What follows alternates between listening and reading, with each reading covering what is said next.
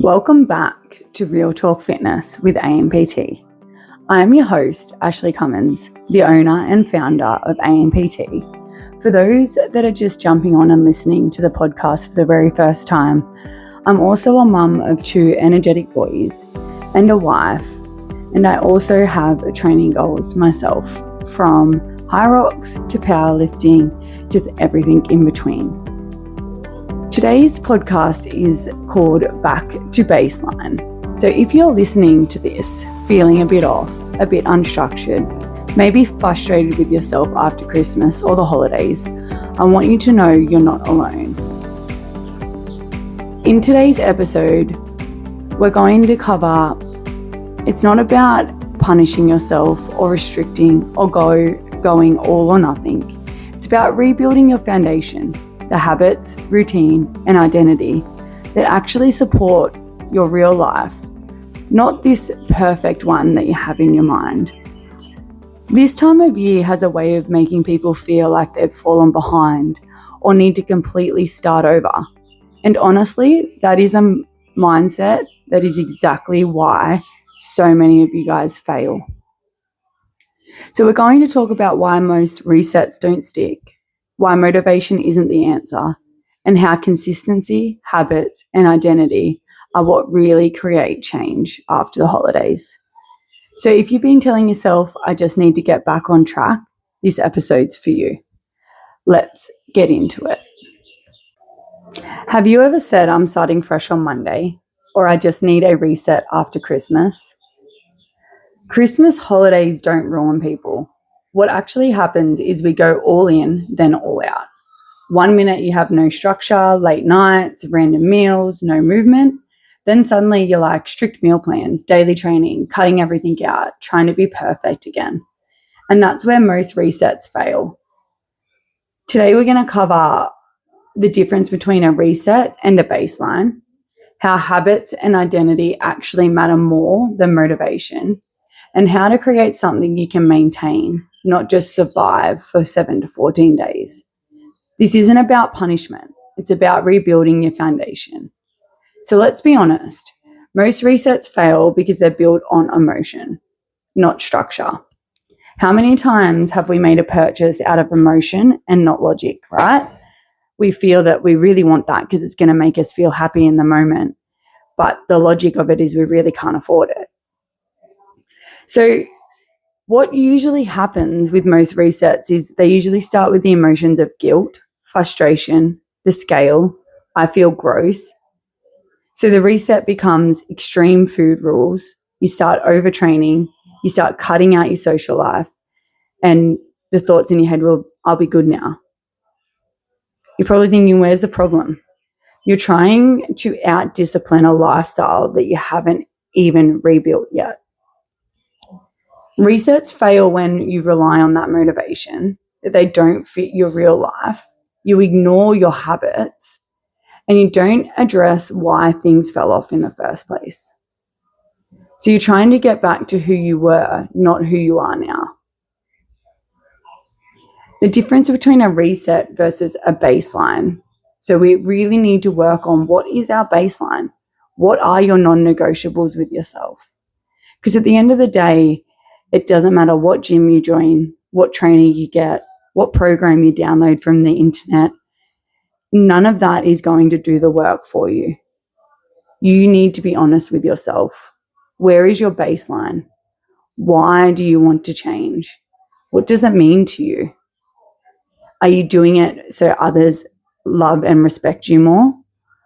Are you doing it because you want to feel better in your own skin? Are you doing it for the approval of other people? A reset says to yourself, I need to fix myself. A baseline says, okay, I'm going to get back to my stabilized self. Your baseline is your non-negotiables, the boring stuff, the repeatable stuff, the stuff you can do on your worst week, not your best. So when we talk about baseline, what is that?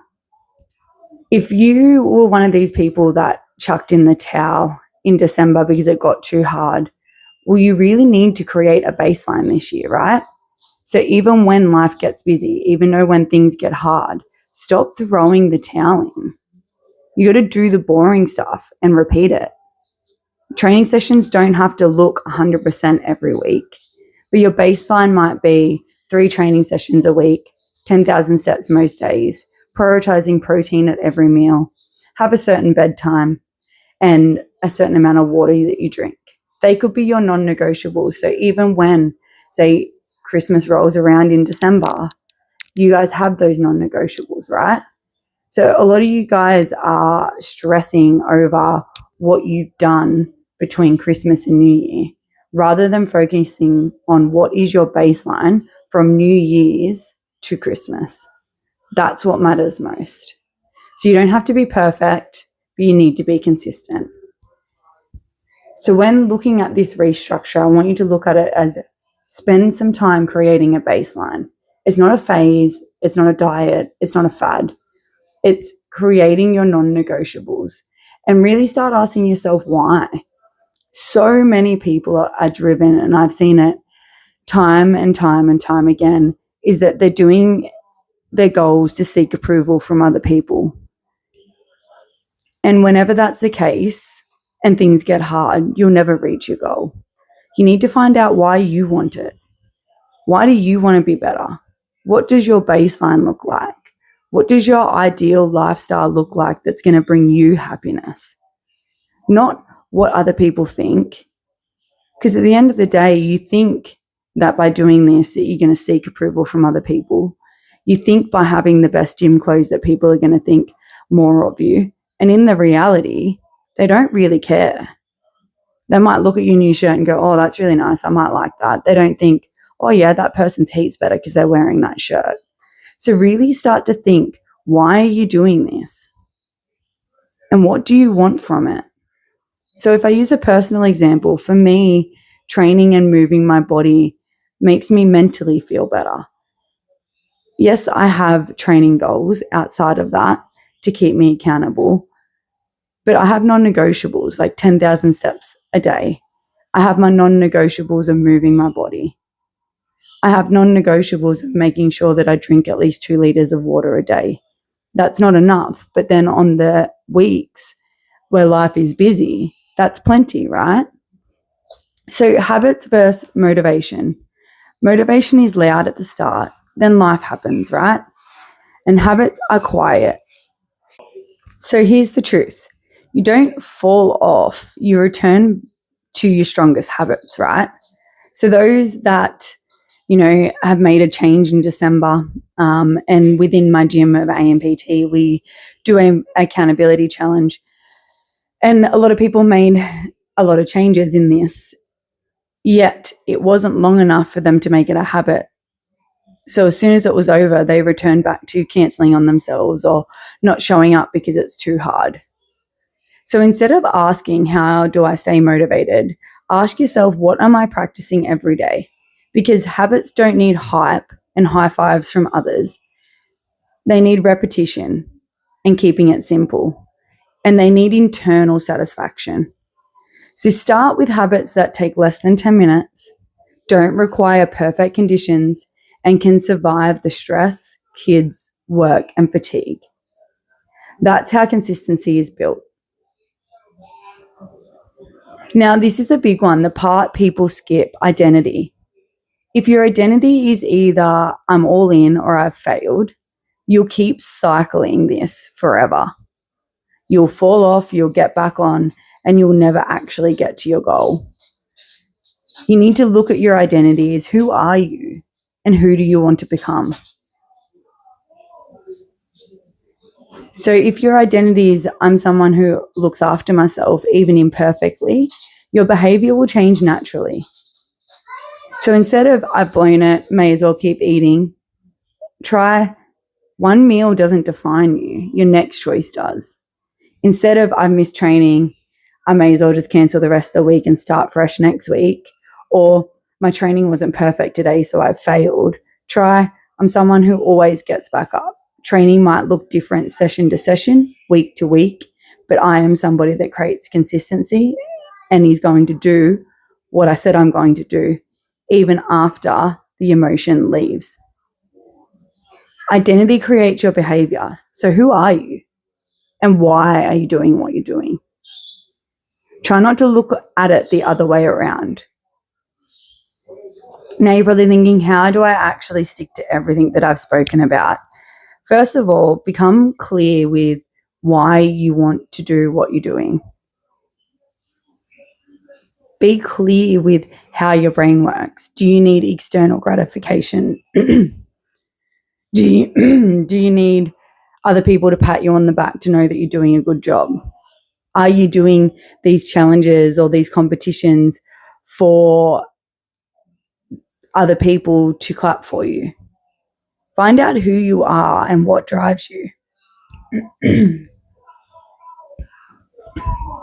Pick 3 non-negotiables. That's it, not 10. Things that you can do on your hardest week. Things that are going to make you feel happy for you. Remove your decision fatigue. Have the same training days. Do the same classes on the same days. It might be boring, but it's sustainable. It takes the thinking out of it. This is what I do, and this is when I show up, and then the rest will fall into place. Plan for missed sessions, off meals, tired days. Consistency isn't never messing up. So I often say to you is that you can't succeed without having failure. People think that they're opposite, like a yes or a no. They're not the opposite. You can't have one without the other. How do you know you've succeeded at something if you've never failed at it? Track your behavior, not just the scales. Am I sleeping well? Am I turning up to my training sessions? Am I moving my body? All those things matter more than just the number on the scale or the punishment that you're going to do for a 4-week period and then fall back to your same identity. So be clear with who you are. This year, don't repeat the same thing over and over and over again. And remember, is that no mentor, no coach, and I've been a coach for 15 years, and probably up until about 3 years ago, I used to try my hardest to help people succeed. And the realization of that for me is that it doesn't matter how hard I try, if that person isn't ready, they're not ready. I can be there to guide them, motivate them, but I can't do the work for them. And at the end of the day, if you're not ready to change your identity and your behaviors around that, and also be clear with what drives you and why you're doing what you're doing. So many people, and you know what, to be honest, I'm not going to say it to their face. With all my life coaching, studying, my self-development, I can see through some people's reasonings of why they want to do what they want to do. And when it's for external gratification, it's never going to last. So let me give you 2 examples. Somebody that signed up for a competition because they get the gratification after they've done it from people around them, to someone that signs up and just gets it done and might feel awkward when they get praise. Now, the difference between those 2 people is someone's done it for themselves, which is why when somebody praises them for it, that they feel uneasy because it's not about the praise for them. Or you've got the person that does it for the praise and they're not actually into it. So therefore, as soon as the competition's over, everything else falls apart. So if you're feeling like you need a reset right now, I want you to hear this. You don't need to start over. You need to be steady with yourself. Back to baseline isn't about undoing Christmas. It's about rebuilding the habits that support your real life and being honest with who you truly are and who you want to be. Start smaller than you think. Repeat it longer than you want. So remember, it's the person that shows up consistently rather than the person that shows up guns blazing and then drops off. So think of it as the tortoise and the hare. The hare goes gun-ho, but then he doesn't finish the race. The tortoise just chips away 1 brick at a time, and the tortoise wins the race. So it's about what you do consistently, not about what you do hard for a 4 or 5 week period. And trust that the boring consistency beats the dramatic reset every single time. So thank you for joining me on the first episode of 2026. I hope this helps. Now, if this episode hits home, please share it with someone who's stuck in the reset cycle. Even a screenshot, post it on your social media, tag AMPT, because you never know who needs to hear this and you never know who you might be helping. So until next time, guys, make sure you keep it real, be honest with yourself, and remember, whenever you say yes to something, you're saying no to something else. So make sure it brings you happiness for the right reasons.